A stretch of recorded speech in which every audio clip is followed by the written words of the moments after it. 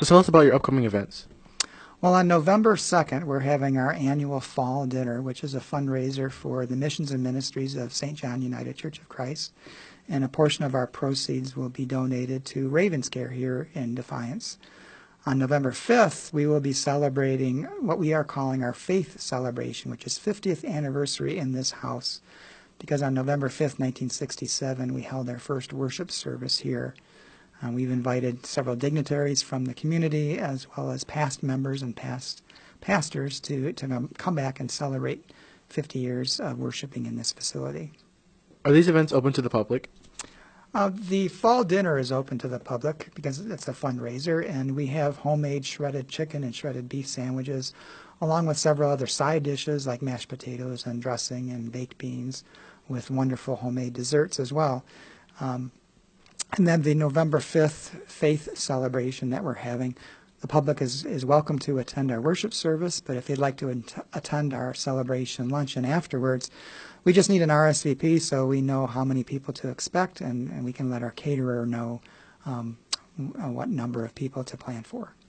And what's a little history on the church here? St. John United Church of Christ was formed out of the union of two congregations within Defiance. The Evangelical and Reformed Church, St. John's Evangelical and Reformed Church, which was on the corner of 4th and Washington, and the Congregational Christian Church, which worshiped here at the campus of Defiance College. And they joined together when those two denominations formed the United Church of Christ in 1957. And I believe it was about 5 years later that those two congregations came together to become St. John United Church of Christ.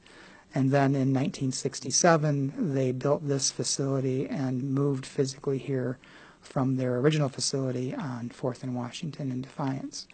The United Church of Christ is a unique denomination in that it formed out of a union of denominations rather than a separation, as many other denominations are. They're known as a very progressive and uniting church, focusing on God's love for all of creation and being open and affirming for people from all walks of life. And the history of the denomination goes way back. Tell us more about that. Well, on one side is the Congregational Christian Church, which has its roots back into the Pilgrims. John Robinson had led a group of Congregationalists who worshipped in Leiden, Holland. And when they left to come to the United States to form the Plymouth Colony, he did a very famous sermon in which he told them to encourage them that God has more light and truth yet to break forth from his holy word, which has become a tagline for the United Church of Christ today, where we say God is still speaking. The other half is from the Evangelical and Reformed Church, which were German-speaking churches that formed in the United States. And we're German-speaking even here in Defiance until, I think, the late 1800s. If people want to stay current on your church's activities, how can they do that? Well, we advertise a lot, of course, in the Crescent News and stay closely attuned with them, but we also have a Facebook page that is St. John United Church of Christ, Defiance, Ohio. We are working on our website, but don't have that up and running yet, so the best way is through our Facebook page, which I update daily on all the activities that are going on here. Well, congratulations on your anniversary. Well, thank you very much. This is Xavier Payne reporting for Defiance Digital Media Club.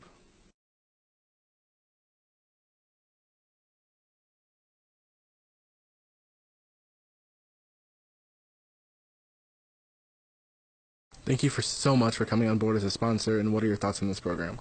I think it's a wonderful program. I think it's a way for students like yourself to engage with the public and the community, to know about events and things like that are going on. I think it's really wonderful. What other community activities are you involved in? Coming up here on June 22nd from 5 to 7, we will be hosting Business After Hours here at RE/MAX under a tent in co-sponsorship with Maumee Valley Title and Ameriprise Financial, Barb Malhoit. We'll have Sweetwater Chop House out here having a lot of hors d'oeuvres. Anybody's welcome to come out and join us for our Business After Hours celebration. Thank you for all you do for the community. You're welcome. It's my pleasure. Thank you so much for coming on board as a sponsor, and what are your thoughts on this program?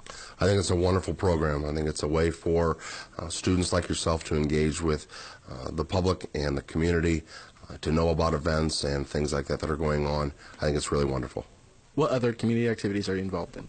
Coming up here on June 22nd from 5 to 7, we will be hosting Business After Hours here at RE/MAX under a tent in co-sponsorship with Maumee Valley Title and Ameriprise Financial, Barb Malhoit. We will have Sweetwater Chop House out here having a lot of hors d'oeuvres. Anybody's welcome to come out and join us for our Business After Hours celebration. Thank you for coming on board as a student sponsor. What are your thoughts on this program? I think it's a great way for kids like yourself to be able to kind of get a feel for what this type of industry might be like for you, and I think it's a great opportunity. What other community activities do you support? We're a big supporter of Youth for Christ. We've been doing that for several years now, so that's one of our main things that we do support. And I know they're doing more things for the veterans here in Defiance County, so we also have been actually just contributed to the veterans program that they're having here pretty soon. Thank you for all you do for the community. You're welcome. Thank you.